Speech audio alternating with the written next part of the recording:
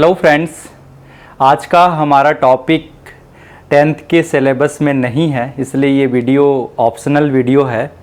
और चूंकि ये IIT JEE या अलग कॉम्पिटिशन्स एग्ज़ाम के लिए एक फाउंडेशन कोर्स की तरह आप इसको ले सकते हैं, तो आज हम बेसिकली 3 कॉन्सेप्ट पे कंसंट्रेट करेंगे, जिसमें से पहला कॉन्सेप्ट है फील्ड ऑफ व्यू। दूसरा कॉन्सेप्ट है कि क्या हमें इमेज के निर्माण करने के लिए, इमेज को बनाने के लिए मिरर को ऑब्जेक्ट के ठीक नीचे रखना होगा। एंड जो तीसरा कॉन्सेप्ट है वो इसके बेस्ड है कि इमेज भी ऑब्जेक्ट की तरह बिहेव कर सकता है, लेकिन कुछ कंडीशन उसको सेटिस्फाइड करना होगा। तो आज इन्हीं तीनों कॉन्सेप्ट की हम चर्चा करेंगे। तो जैसे मैंने पहले बताया कि फील्ड ऑफ व्यू हमारा पहला टॉपिक है।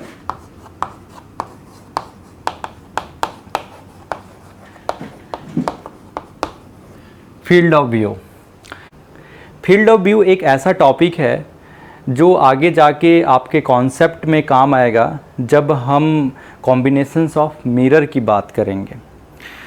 तो ये जितने भी आज की टॉपिक है बेसिकली कॉम्बिनेशंस ऑफ मिरर का जब हम स्टडी करेंगे तब काम आने वाले कॉन्सेप्ट्स हैं। तो चलिए इस कॉन्सेप्ट को ध्यान देते हैं कि फील्ड ऑफ व्यू का मतलब क्या है। तो मान लीजिए ये हमारे पास एक मिरर है और इस मिरर के ठीक सामने एक ऑब्जेक्ट को रखा गया है, like this. Starting distance mirror से इसकी जो ऑब्जेक्ट की डिस्टेंस है वो है d। तो हम इसको फील्ड ऑफ व्यू कहते क्या है? फील्ड ऑफ व्यू का मतलब ये है कि इस ऑब्जेक्ट को मैं कौन कौन से पोजीशन से देख सकता हूँ। कहने का मतलब, क्या मैं यहाँ पे अगर आई रखूँ इस तरीके से तो इसको देख सकता हूँ। क्या मैं आई की पोजीशनिंग यहाँ रखूँ तो देख सकता हूँ क्या इस ऑब्जेक्ट को? ये अगर मैं यहाँ पे रखूँ आई की पोजीशनिंग तो क्या मैं इस ऑब्जेक्ट को देख सकता हूँ? ये मेरे मन में एक क्वेश्चन है। बेसिकली मैंने अभी 3 पोजीशन लिए, position number 1, position number 2 and position number 3। मुझे ये पता करना है कि अगर मिरर मुझे इस तरीके से दिया गया है, ऑब्जेक्ट मेरा इस तरीके से प्लेस्ड है, तो क्या इन तीनों के तीनों आइज़ को ये ऑब्जेक्ट दिखेगा मिरर पे, मतलब एज इमेज? क्या मैं देख पाऊंगा इस ऑब्जेक्ट को? ये क्वेश्चन है। मुझे डायरेक्ट इस ऑब्जेक्ट को नहीं देखना है, मुझे मिरर की हेल्प से इस ऑब्जेक्ट को देखना है। यही फील्ड ऑफ व्यू का मीनिंग है।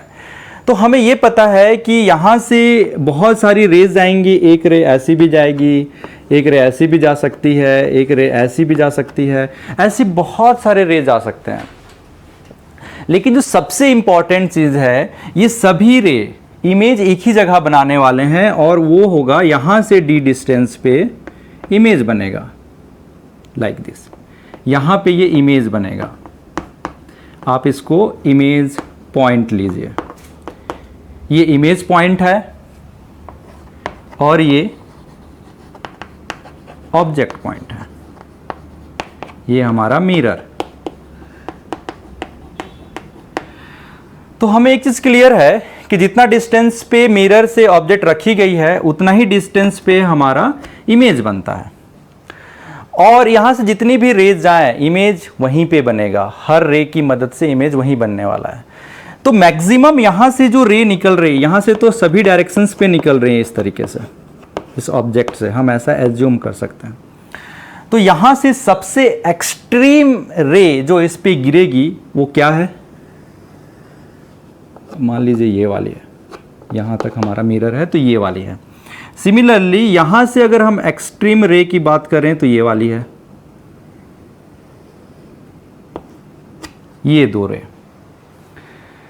अब ये दो रे भी इमेज यहीं बनाने वाला है। ऐसा नहीं है कि इमेज कहीं और बनने वाला है।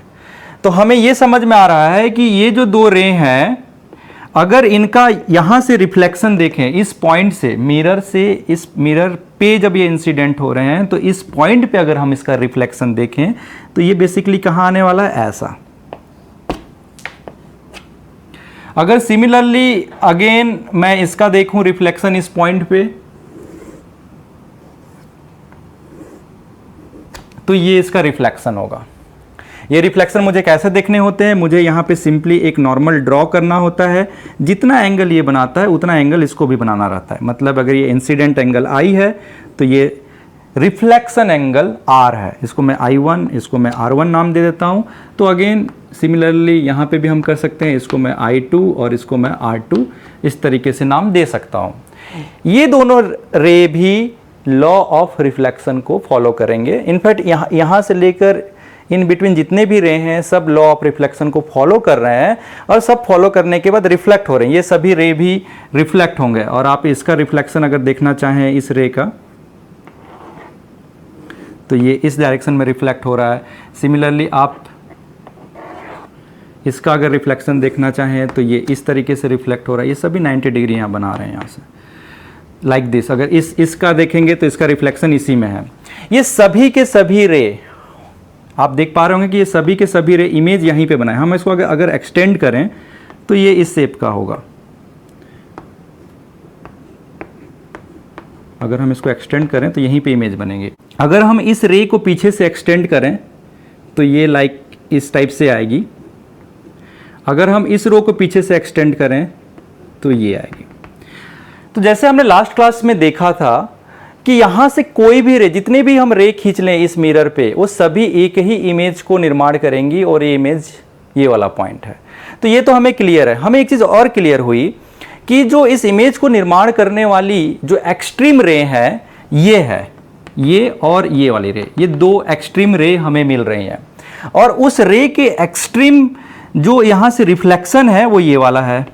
तो ये मुझे समझ में आ गया कि ये एक्सट्रीम रिफ्लेक्टेड रे है, ये एक्सट्रीम रिफ्लेक्टेड रे है। सिमिलरली ये वाला भी एक्सट्रीम रिफ्लेक्टेड रे है। तो हमें क्या समझ में आया, इस मिरर से अगर ऑब्जेक्ट को मैंने यहां पे रखा है तो इसमें मुझे दो एक्सट्रीम रिफ्लेक्टेड रे मिलेंगे, एक ये वाला और एक ये वाला। हम इस इमेज को देखते कैसे हैं, जो ये रिफ्लेक्टेड रे हैं हमारे आंखों तक पहुंचती हैं, पहुंचने के कारण ही हम इमेज को देख पाते हैं। तो इसका सीधा सा मतलब है, अगर मुझे इस इमेज को देखना है तो इस इमेज से रे मेरे आंखों पे पहुंचनी चाहिए। तो इस इमेज से, जैसे अगर हम आई नंबर 1 को देखें, अगर इस आई की मैं बात करूं, आई नंबर 1, तो आई नंबर 1 से ये जो इमेज आप देख रहे हैं, इस इमेज से रे पहुंच रही हैं, क्योंकि ये इसके फील्ड ऑफ व्यू पे है। ये जो है ये फील्ड ऑफ व्यू पे है। हम इन दोनों एक्सट्रीम रिफ्लेक्टेड रे के जो एरिया है, एंगुलर एरिया है, इस एरिया पे इसको बोलते हैं field of view, field of view. ये दोनों जो एक्सट्रीम रिफ्लेक्टेड रे हैं उसके अंदर यदि आई है तो चीजें आपको दिखाई देंगी, क्योंकि इनके अंदर बहुत सारे रे आपकी आंखों तक पहुंचने वाली। आप चाहे आई की पोजीशन यहां पे रखें, चाहे आप आई की पोजीशन यहां पे रखें, चाहे यहां पे रखें, यहां पे रखें, इवन यहां पे भी रखेंगे तब भी पहुंचेगी। तो इस पूरे फिगर से हमें यह क्लियर हो गया कि आई नंबर 1 एंड आई नंबर 3 यहां पे हमें इमेज दिखाई देगा। लेकिन what about I number 2? I number 2 पे हमें इमेज दिखाई नहीं देगा। क्यों? क्योंकि ये फील्ड ऑफ व्यू से नीचे की और आई का पोजीशनिंग है, तो यहां पे हमें इमेज दिखाई नहीं देगा। तो हमें यहां से एक चीज क्लियर हुआ कि इमेज को देखने के लिए जो आई की पोजीशनिंग होना चाहिए वो फील्ड ऑफ व्यू पे होना चाहिए। और फील्ड ऑफ व्यू क्या है? फील्ड ऑफ व्यू बेसिकली क्या है? किसी ऑब्जेक्ट का दो एक्सट्रीम इंसिडेंट रे से दो एक्सट्रीम रिफ्लेक्टेड रे मिलती हैं। तो बेसिकली क्या है, इस एक्सट्रीम रिफ्लेक्टेड रे के अंदर जो एरिया आता है, अब ये रे तो इनफाइनाइट तक जा सकती हैं इस तरीके से डाइवर्ज होके, ये आगे डाइवर्ज होके आगे इनफाइनाइट तक जा सकती हैं। तो इसके अंदर हम ऐसा नहीं कहेंगे कि ये पर्टिकुलर कुछ लेंथ, हम लेंथ की बात नहीं कर रहे, हम एंगुलर पॉइंट ऑफ व्यू से हम बातें कर रहे हैं। इसलिए मैं बोल रहा हूं कि इन दोनों रिफ्लेक्टेड रे के अंदर यदि आपकी पोजीशनिंग आई की है तो बेसिकली फील्ड ऑफ व्यू में है, तभी आपको इमेज दिखाई देगी। ये पहला कॉन्सेप्ट हमें समझ में आया। दूसरा कॉन्सेप्ट, जैसे मैंने बताया कि कोई भी वस्तु को देखने के लिए वहां से रे निकलनी चाहिए। तो आप समझिए कि जो ये इमेज बन रही है, ये इमेज, हमको ऐसा प्रतीत हो रहा है कि यहां से वो रे आ रही हैं। आप थोड़ी देर के लिए ये मिरर एटसेट्रा भूल जाइए, आप इसकी कल्पना ही मत करिए थोड़ी देर के लिए। ये जो ऑप्टिकल सिस्टम, ऑब्जेक्ट, ये सब आप जो यहां पे देख रहे हैं, आप इसको थोड़ी देर के लिए भूल जाइए। अगर थोड़ी देर के लिए इसको हम भूल जाते हैं तो हमें एक चीज ऐसा लग रहा है, ये ऐसा हमें प्रतीत हो रहा है, ऐसा आप मान सकते हैं कि इस आई को ये इमेज देखने के लिए ऐसा प्रतीत हो रहा है कि मान लीजिए ये इमेज, जस्ट एज्यूम कि ये इमेज ऑब्जेक्ट है। ये जो इमेज आप देख रहे हैं, ये इमेज ऑब्जेक्ट है। अगर ये इमेज को ऑब्जेक्ट की तरह आप बिहेव कर रहे हैं तो यहां से जो रे निकल रही है इस टाइप से, ये रे क्या हो रही है, यहां से निकल रही है, ऐसा हम मान सकते हैं, क्योंकि आगे तो ये रे हमारे पास रियल हो जाती हैं। ये यहां पे क्या है, हाइपोथेटिकल है, ये रे यहां पे हाइपोथेटिकल है। लेकिन यहां पे ये जो रे आप देख रहे हैं, ये रियल रे हैं। ये जो रे आप देख रहे हैं, ये रियल रे हैं, ये भी रियल रे है, भले यहां पे ये हाइपोथेटिकल है। लेकिन हमें ऐसा प्रतीत हो रहा है कि अगर हम इमेज को ऑब्जेक्ट की तरह माने तो वहां से रे हमारे आंखों तक पहुंच रही है। और हमें ये पता है कि जब हमारे आंखों पे रे पहुंचती हैं तो रेटिना पे इमेज बनाती हैं। मतलब इस इमेज का अगेन एक इमेज बन रहा है। कहां पे बन रहा है, रेटिना पे। तो हमें दूसरा कॉन्सेप्ट समझ में आया कि इमेज ऑब्जेक्ट हो सकता है। इस पर्टिकुलर सिस्टम में तो यही है। इस आई को अगर हम देखें तो आई भी क्या है, एक ऑप्टिकल सिस्टम है, क्योंकि इसमें लेंस लगे हुए हैं। मैं बताया था पहले भी कि आई में एक लेंस लगा होता है, और इस लेंस लगने की वजह से ये ऑप्टिकल सिस्टम है। तो किसी एक ऑप्टिकल सिस्टम से बनाई हुई इमेज दूसरे ऑप्टिकल सिस्टम के लिए ऑब्जेक्ट हो सकती है। होगी ये जरूरी नहीं है, कुछ कंडीशन होती हैं। तो हमें क्या क्या चीज समझ में आया, हमको इससे एक कॉन्सेप्ट समझ में आया, field of view.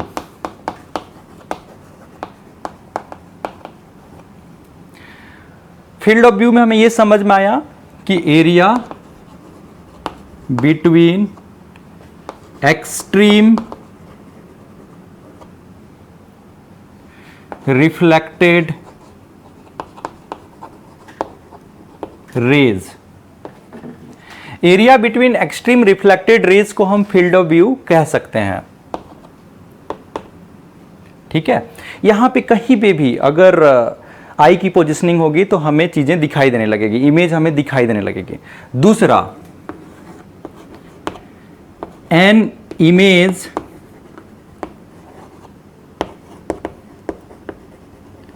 Formed by an optical system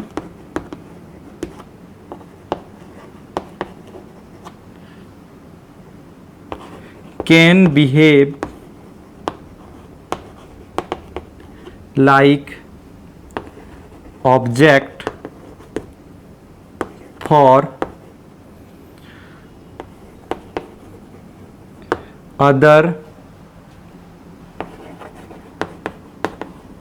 optical system provided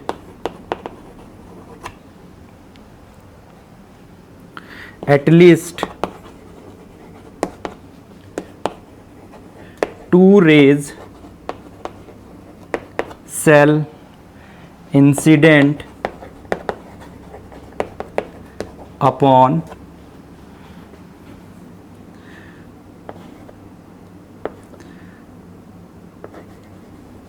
other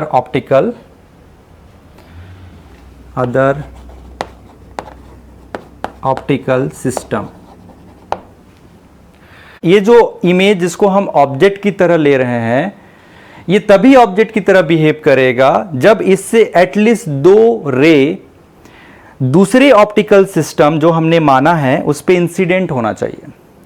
जो यहां पे लिखे हैं कि अदर ऑप्टिकल सिस्टम पे जो आ रहा है उस पे एटलीस्ट दो रे इंसिडेंट होने चाहिए, तभी इसको हम इमेज को ऑब्जेक्ट की तरह लेंगे, अदरवाइज नहीं लेंगे। ये पॉइंट को मैं थोड़ी देर आगे क्लियर करूंगा कि ये मैं क्या लिखना चाहता हूं। इसको हम देखेंगे और भी देखेंगे। ये तो हो गया फील्ड ऑफ व्यू की अंडरस्टैंडिंग की, ऐसा यहां से जो हमें समझ में आ रहा है इस तरीके से है। हमें अभी ये देखना है कि ये फील्ड ऑफ व्यू किस किस चीजों पे डिपेंड करता है।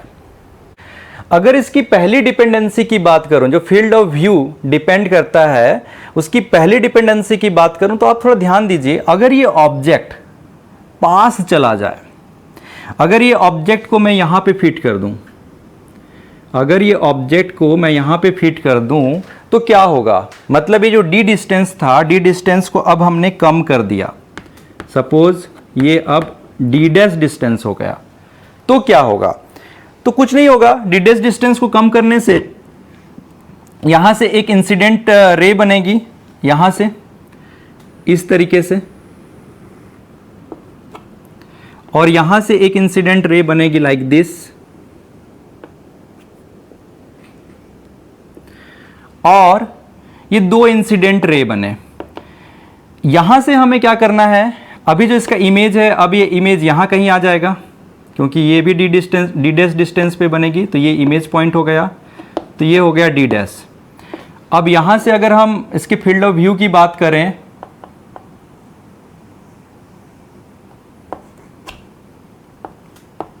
तो आप देख रहे हैं कि ये यहां पे मैच करेगा।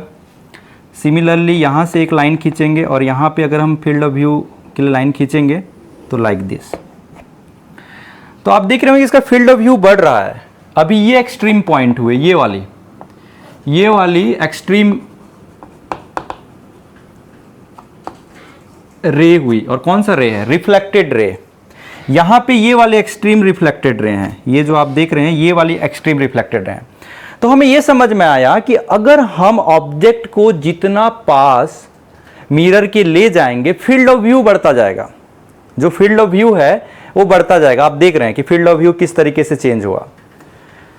तो ये था कि फील्ड ऑफ व्यू का पहला डिपेंडेंसी। तो पहला डिपेंडेंसी जो ये है कि फील्ड ऑफ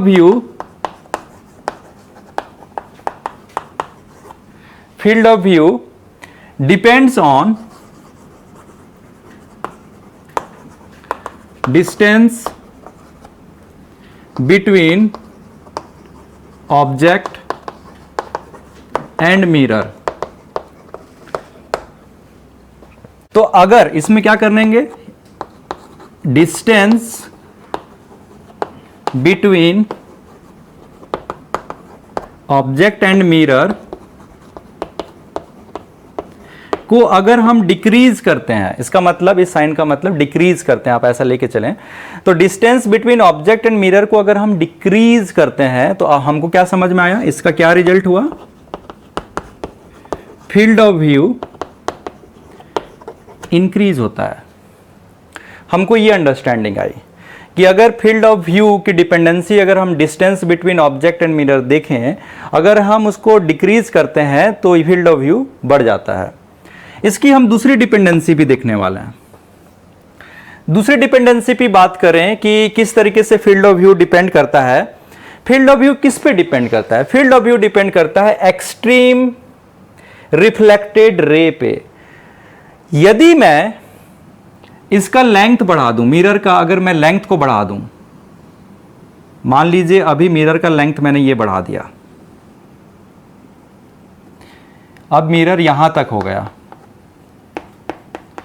अगर मिरर का लेंथ मैंने बढ़ा दिया और ऑब्जेक्ट अभी भी मेरा यही है, अभी जो ऑब्जेक्ट है यही है, इमेज अभी भी यही है, तो क्या होगा? आप देखेंगे कि इससे जो एक्सट्रीम इंसिडेंट रे है वो कहां जाके गिरेगी? यहां पे।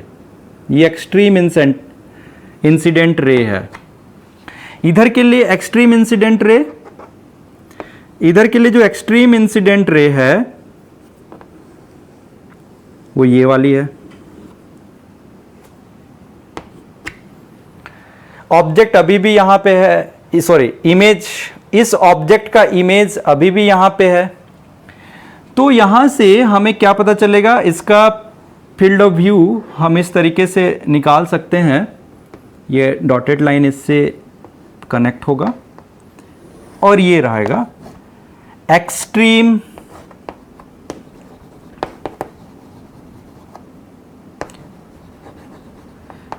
Reflected ray.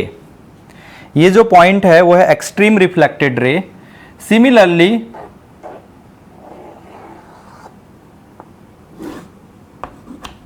इसका ये है extreme reflected ray, extreme reflected ray. तो आप देख रहे होंगे कि ये जो ऑरेंज कलर का दिख रहा है हमें, अभी फील्ड ऑफ व्यू बढ़ गया। ये फील्ड ऑफ व्यू क्यों बढ़ा? क्योंकि मैंने मिरर का लेंथ बढ़ा दिया। तो मिरर का जब लेंथ बढ़ा दिया तो हमें क्या दिख रहा है, हम ज्यादा एरिया में देख पाएंगे। मतलब उस ऑब्जेक्ट का इमेज जो बन रहा है, मैं चाहे आई की पोजीशनिंग यहां रखूं, मैं चाहे आई की पोजीशनिंग यहां रखूं, मैं चाहे आई की पोजीशनिंग यहां रखूं, हम देख पाएंगे। और आप यहां पे देख रहे होंगे कि अब इमेज को देखने के लिए आपके पास ऑप्शन है। अगर आप इस मिरर का लेंथ को बड़ा कर देते हो, आप देख रहे हो, अगर इस मिरर का मैंने लेंथ को बड़ा कर दिया तो ये आई भी अब देख पा रही है इस इमेज को, इस ऑब्जेक्ट के इस इमेज को अभी ये आई देखने के लिए सक्षम है। क्यों? कैसे सक्षम हुई? क्योंकि फील्ड ऑफ व्यू बड़ा हो गया। और फील्ड ऑफ व्यू क्यों बड़ा हुआ? क्योंकि हमने मिरर के लेंथ को बड़ा कर दिया। और जैसे ही हमने मिरर के लेंथ को बड़ा किया, ये जो एक्सट्रीम इंसिडेंट रे है जो ऑब्जेक्ट से आ रही है मिरर पे, वो उसका जो दायरा है वो बढ़ गया। उस कारण से उसके जो रिफ्लेक्टेड रे हैं उसका भी दायरा बढ़ गया और ये बंदा देखने लग गया। तो हमको दूसरी डिपेंडेंसी समझ में आई कि फील्ड ऑफ व्यू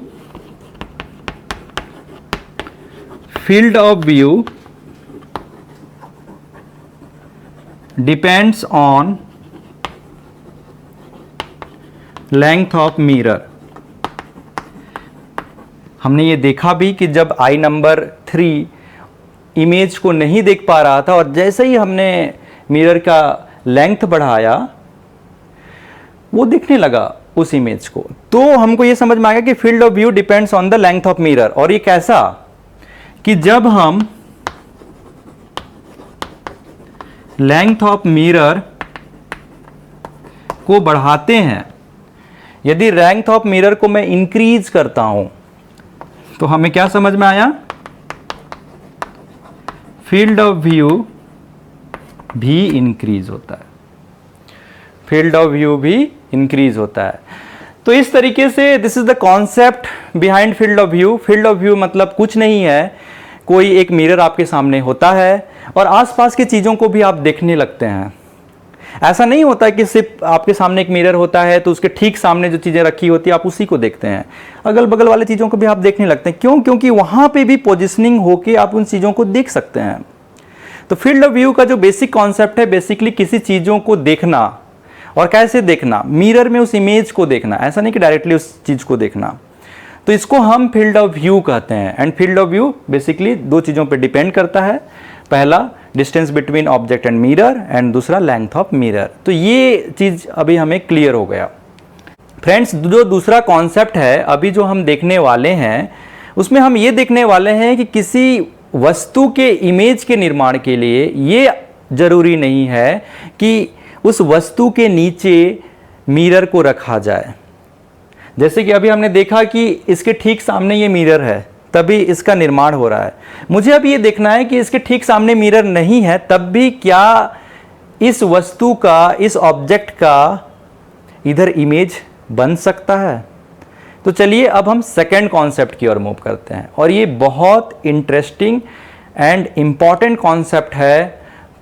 किसके लिए? जब हम कॉम्बिनेशन ऑफ मिरर देखेंगे। फ्रेंड्स, अभी हम सेकंड कॉन्सेप्ट की ओर मूव करने जा रहे हैं। सेकंड कॉन्सेप्ट में है क्या कि मान लीजिए ये हमारे पास एक मिरर है इस तरीके से, और अभी तक हमने जितने भी इमेज बनाए हैं ऑब्जेक्ट की प्लेसिंग इस टाइप से की है कि इस मिरर के सामने हो एटलीस्ट। मतलब हो सकता है कि ये जो एक्सट्रीम एंड है मिरर की, उसके इन बिटवीन ही रखा है अभी तक। क्वेश्चन ये है कि क्या इस एक्सट्रीम एंड से बाहर भी अगर हम कोई ऑब्जेक्ट को रखें, सपोज ये ऑब्जेक्ट है, तो इसका इमेज बनेगा? पहला क्वेश्चन। और बनेगा तो कहां बनेगा? ये बेसिक क्वेश्चन है और इसका हमें जवाब ढूंढना है। तो हमें ये क्लियर है, मैंने जो ऑब्जेक्ट का डेफिनेशन जैसे बताया है कि यहाँ से बहुत सारे रे अलग अलग डायरेक्शंस पे निकलेंगे, ऐसा लाइक दिस। यहाँ से जो रे निकलेंगी वो तो सीधे चले जाएंगी 90 डिग्री वाला, तो ये रे तो हमारे कोई काम का नहीं है। यहाँ से जो रे निकलेंगी वो भी सीधे सीधे निकल जाएंगी, वो भी किसी इस मिरर पे टकराने वाली नहीं है। लेकिन इस मिरर पे कुछ रे ऐसे हैं जो टकराएंगी। जैसे एक रे हम इस तरीके से प्लॉट कर रहे हैं, ये हमने एक रे प्लॉट किया, तो ये एक ऐसा रे है जो इस मिरर पे टकराएगा। ऐसे और भी रे होंगे, हो सकता है कि एक रे आके यहां से टकराए, ऐसा आगे भी जाके कुछ रे टकराएंगी। बस इतना ही तो चाहिए हमें। एक इमेज के निर्माण करने के लिए मिनिमम 2 इंसिडेंट रे चाहिए और वहां से हम इमेज का निर्माण कर सकते हैं, प्लॉटिंग कर सकते हैं। बस इतना ही चाहिए हमें, उससे ज़्यादा कुछ नहीं चाहिए। तो यहां से अगर इमेज बनेंगी तो ये लॉ ऑफ रिफ्लेक्शन को फॉलो करेंगी। मान लीजिए ये एक्सटेंडेड लाइन है इस मिरर का, इधर मिरर नहीं है, हम बस उस लाइन को कंटिन्यू कर रहे हैं और ये डी डिस्टेंस पे रखी गई है। मिरर से अगर हम ये परपेंडिकुलर वाला अगर डिस्टेंस देखें तो ये डी डिस्टेंस पे रखी गई है, हम ऐसा एज्यूम कर रहे हैं। तो यहां से जो रिफ्लेक्टेड रे होगा, इसका रिफ्लेक्टेड रे, यहां पे हमें क्या करना पड़ेगा, एक 90 डिग्री खींचना पड़ेगा। ये हमने 90 डिग्री खींचा इस इंसिडेंट पॉइंट पे और यहां से एक रिफ्लेक्टेड रे कुछ इस तरीके से भेजा। ये पहला reflected ray, what is this, ये है रिफ्लेक्टेड रे नंबर 1। बस अब हमारा काम एक और करना है इस इंसिडेंट रे के लिए। बस इसके लिए हमें रिफ्लेक्टेड रे पता करना है और काम आसान। चलिए इसके लिए हम रिफ्लेक्टेड रे पता करते हैं। तो यहाँ पे सबसे पहले हम 90 डिग्री खींचते हैं, एक नॉर्मल खींचते हैं लाइक दिस, और यहाँ से एक रिफ्लेक्टेड रे इस तरीके से हम खींचते हैं। ये हो गया हमारा दूसरा रिफ्लेक्टेड रे। ये जो देख रहे हैं आप, ये दूसरा reflected ray number 2।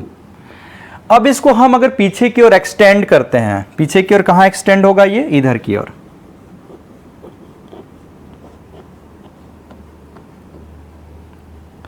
Like this.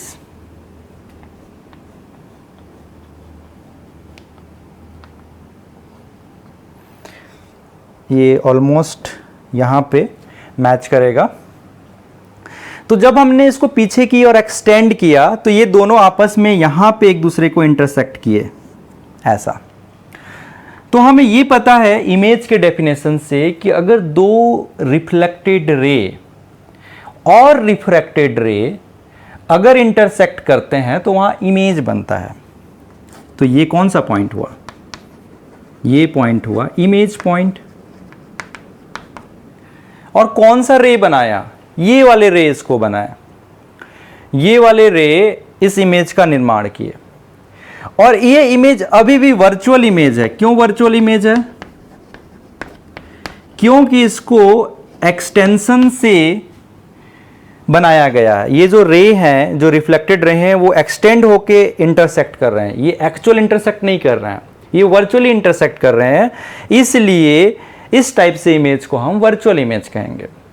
इसमें बाकी भी प्रॉपर्टी है। ये अगर ये डिस्टेंस d है तो इस इमेज का भी इस पॉइंट से डिस्टेंस d ही होगा। तो ये थोड़ा पिक्युलर फिनोमिना है, बट ये रे ऑप्टिक्स से या ऐसा ज्योमेट्री करके, ऐसा ड्राइंग करके हम बड़े आसानी से समझ सकते हैं कि इमेज तो वैसा ही बनेगा जैसे कि यहां पे मिरर हो। आपको क्या बात समझ में आई इस कॉन्सेप्ट से, कि ये जरूरी नहीं है कि ऑब्जेक्ट की प्लेसिंग इस मिरर के ठीक सामने तरफ हो, ये बिल्कुल जरूरी नहीं है। हमें क्या समझ में आई कि अगर उसके सामने नहीं भी हो तो उस ऑब्जेक्ट का इमेज बनेगा। बस शर्त इतना है कि उस ऑब्जेक्ट से आने वाली रे इस पे गिरनी चाहिए, इंसिडेंट होनी चाहिए मिरर पे।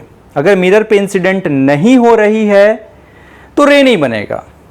फॉर एग्जाम्पल, यहां पे आपने एक वॉल क्रिएट कर दिया ऐसा, यहाँ पे आपने एक वॉल बना दिया, ये जो है ये वॉल है। अगर आप यहाँ पे वॉल क्रिएट कर देंगे तो डेफिनेटली इस ऑब्जेक्ट से आने वाली रे इस पे इंसिडेंट नहीं होगी, तो कैसे बनाएगा इस ऑब्जेक्ट का यहाँ पे इमेज कैसे बनेगा, पॉसिबल ही नहीं है।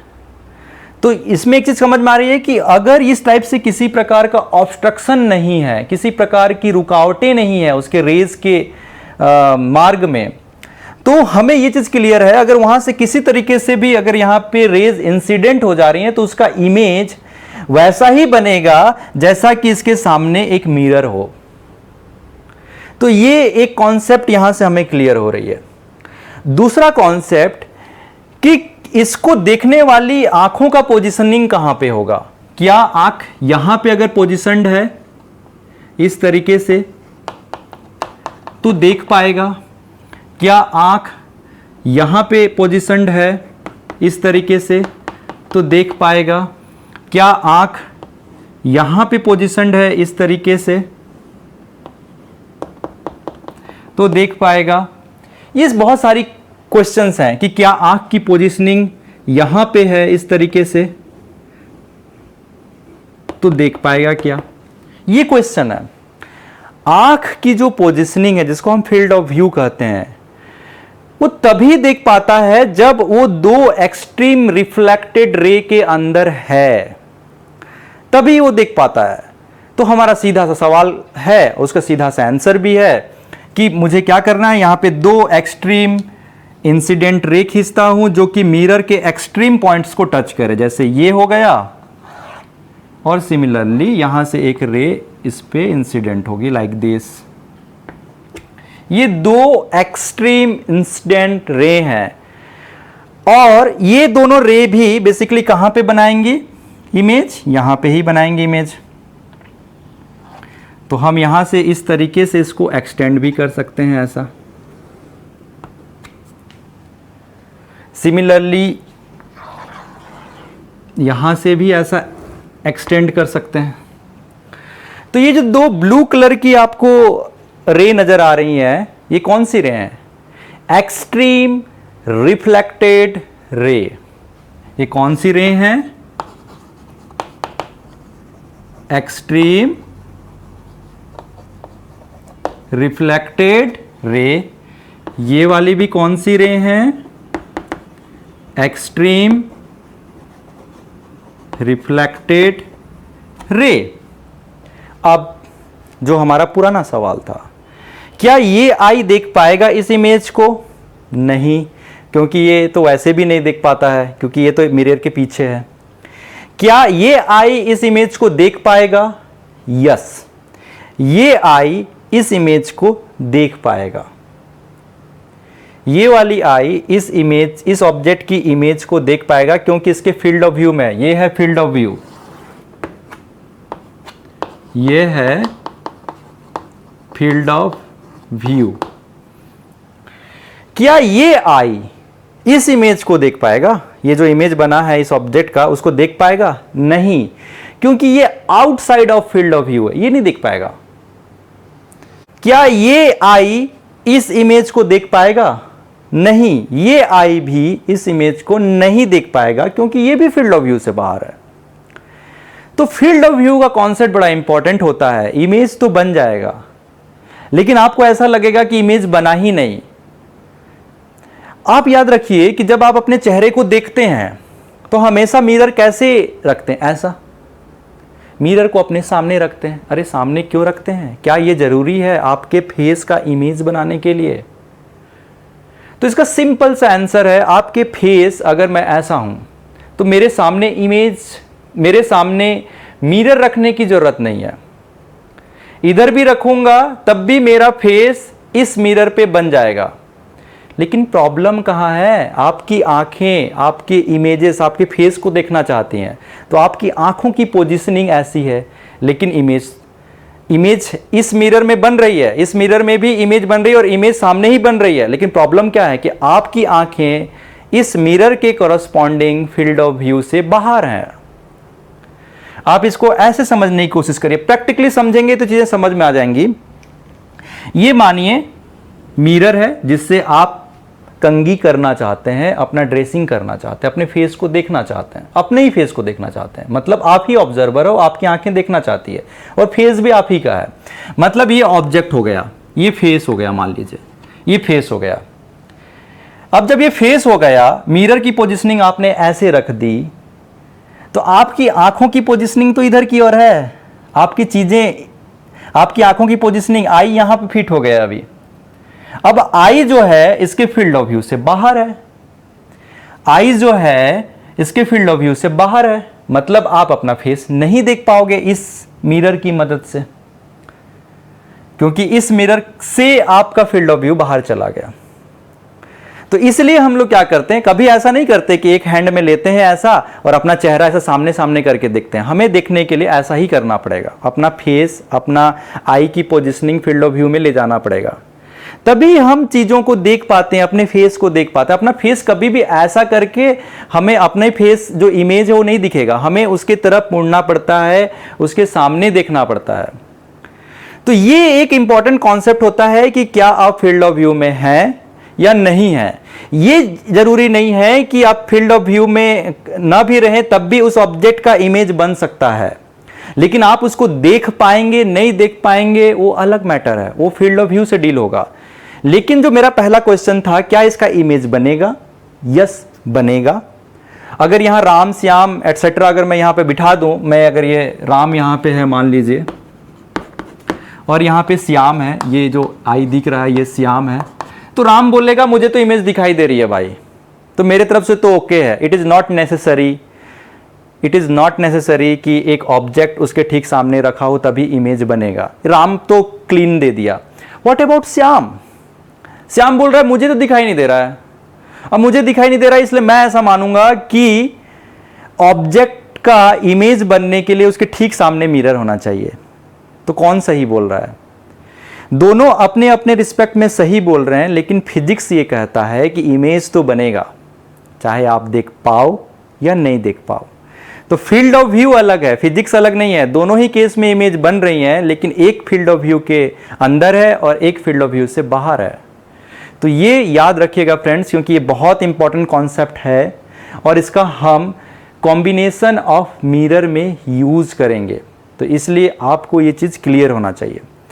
इसी चीज को हम एक दूसरे तरीके से भी देख सकते हैं फ्रेंड्स। अभी मैं इसी कॉन्सेप्ट को एक दूसरे नजरिए से आपको समझाना चाहता हूं, एंगुलर नजरिए से। कहने का मतलब अभी हमने देखा कि डायरेक्टली उसके आउटसाइड था, तो उसकी मैं रेंज देखना चाहता हूं एंगुलर पॉइंट ऑफ व्यू से। मैं क्या कहना चाहता हूं, चलिए ड्रॉ करते हैं तो आपको चीजें क्लियर होंगी। तो मान लीजिए ये मिरर है इस तरीके से,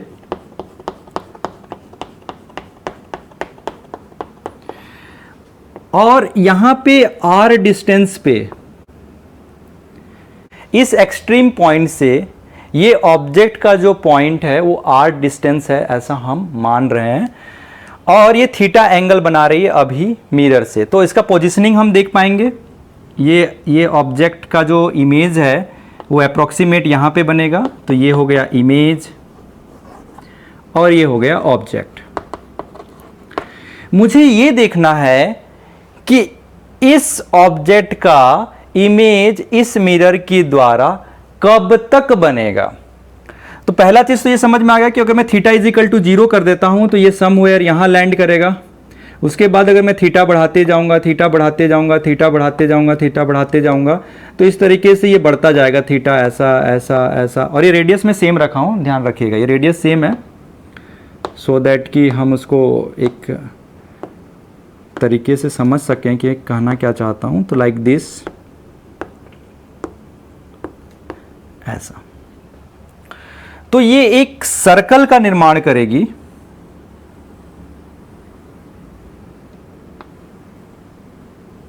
अप्रोक्सीमेट आप ऐसा समझ सकते हैं। यहां से जो एक्सट्रीम एंड है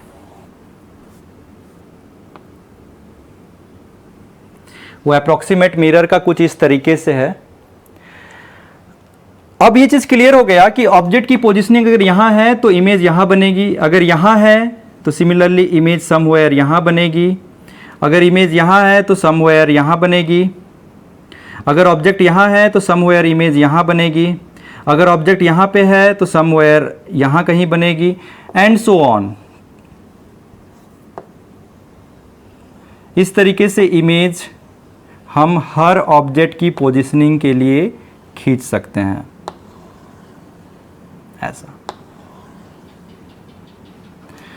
एंड इसके लिए बनेगी यहाँ कहीं पे, ये भी एक सर्कल पे ही लाई करेगा। हम इसके लिए एक सर्कल इस तरीके से खींच सकते हैं, इसको कंप्लीट एक सर्कल के फॉर्म में ले जा रहा हूँ इस तरीके से। तो इसके कॉरस्पॉन्डिंग हम इमेजेस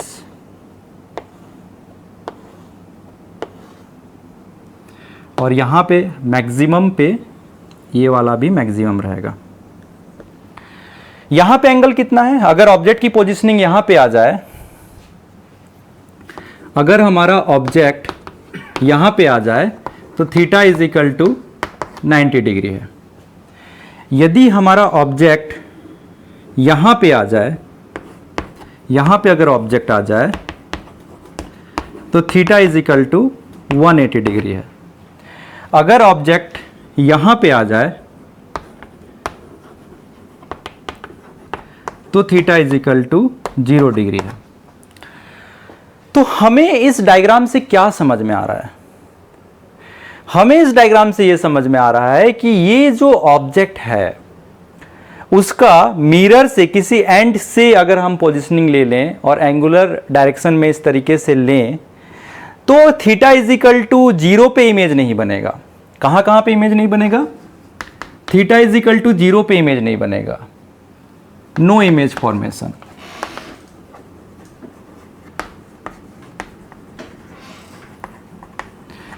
नो इमेज फॉर्मेशन कहने का मतलब यह है कि क्योंकि ये तो चिपक गया, ये जो ऑब्जेक्ट है वो तो मिरर में जाके टच हो गया।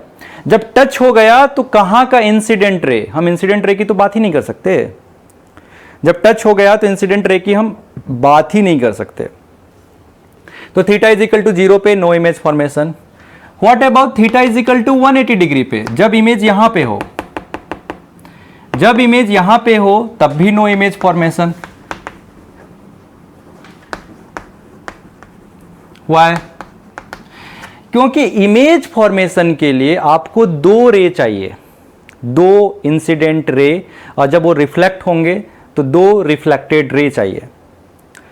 अब यहां पे देखें तो यहां पे मेरे पास केवल एक ही इंसिडेंट रे है, और वो इंसिडेंट रे कौन सा है? ये वाला सिंगल इंसिडेंट रे, single incident ray on mirror.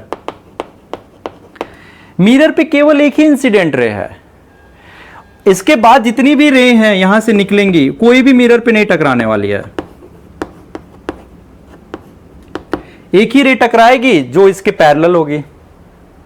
तो हमें एक चीज समझ में आया कि यहां पे केवल एक ही इंसिडेंट रे है, हमें तो 2 इंसिडेंट रे चाहिए क्योंकि हमें 2 रिफ्लेक्टेड रे चाहिए इमेज बनाने के लिए। तो इस तरीके से हमें यह भी समझ में आया कि थीटा इज इक्वल टू 180 पे भी इमेज नहीं बनेगा। इसका मतलब यह है थीटा इज इक्वल टू 0 इस पोजीशन पे भी इमेज नहीं बनेगा, क्योंकि वहां पे इंसिडेंट रे तो है ही नहीं। यहां पे no incident ray, no incident ray, और यहां पे ओनली सिंगल इंसिडेंट रे है, single incident ray on mirror.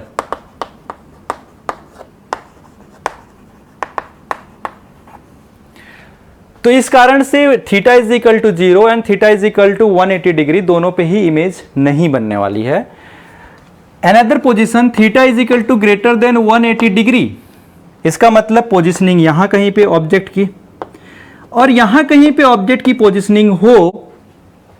Mirror का तो रिफ्लेक्टिंग सरफेस इधर की ओर है, इधर की ओर फेसिंग है, तो इसके अपोजिट साइड पे अगर आप मिरर के चले जाते हैं तो क्या आपका चेहरा दिखता है? नहीं दिखता है।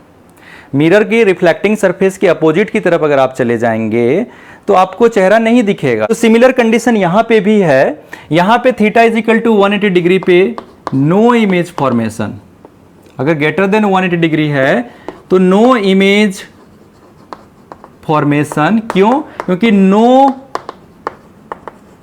इंसिडेंट रे ऑन मिरर, किसी प्रकार का इंसिडेंट रे मिरर पे नहीं मिल रहा है जो इमेज का निर्माण करे रिफ्लेक्शन के बाद, क्योंकि ये ऐसे सरफेस पे मिल रहा है जो रिफ्लेक्ट नहीं करता।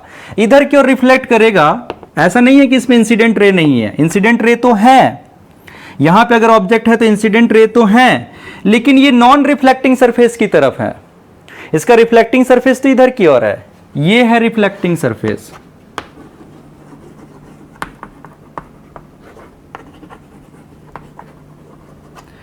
तो जब उसके पीछे की तरफ अगर कोई इंसिडेंट रे फॉल भी होती तो उससे इमेज का निर्माण नहीं होगा। तो हमें क्या समझ में आई? तो इमेज के निर्माण के लिए जो कंडीशन है वो कितना है? Theta should be greater than 0 and less than 180 degree. अगर यही कंडीशन फॉलो होती है तभी इमेज फॉर्मेशन होगा। अगर theta is equal to greater than 0 and less than 180 degree होगी तभी इमेज फॉर्मेशन होगा। मतलब इमेज फॉर्मेशन का एरिया कौन सा हो गया? ये वाला एरिया, ये पूरा इमेज फॉर्मेशन का एरिया हो गया, लेकिन ये दोनों एक्सट्रीम एंड को एक्सक्लूड करना होगा। ये बहुत इंपॉर्टेंट कॉन्सेप्ट है और आपको इसको याद रटने की जरूरत नहीं है कि ये ऐसा क्यों हो रहा है वैसा क्यों। आप सिंपल समझिए कि थीटा इज इक्वल टू 0 पे नो इमेज फॉर्मेशन क्यों हो रहा है? क्योंकि मुझे इमेज फॉर्मेशन करने के लिए 2 रे चाहिए और 2 रे से मुझे कोई भी रे नहीं मिल रहा है, क्योंकि वो तो जस्ट टच है मिरर के सामने, तो कहां से मैं इंसिडेंट रे लाऊं?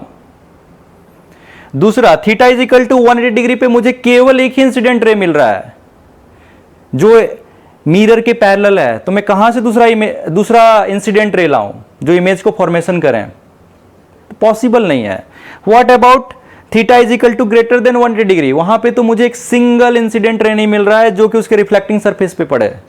जब भी मैं इंसिडेंट रे की बात करूं मिरर पे, तो मैं हमेशा रिफ्लेक्टिंग सरफेस की तरफ ही बात कर रहा हूं, आप उसको अपोजिट तरफ ना लें। तो ये एक बेसिक लॉजिक है, एक मेन कॉन्सेप्ट है मिरर पे। एक थर्ड कॉन्सेप्ट भी हम देखने वाले हैं कि क्या इमेज ऑब्जेक्ट हो सकता है दूसरे ऑप्टिकल सिस्टम के लिए। एक ऑप्टिकल सिस्टम से अगर एक इमेज का निर्माण हो रहा है तो क्या वही इमेज दूसरे ऑप्टिकल सिस्टम के लिए ऑब्जेक्ट का काम कर सकता है या नहीं कर सकता, इसको भी जानना जरूरी है। तो चलिए उसको देखते हैं।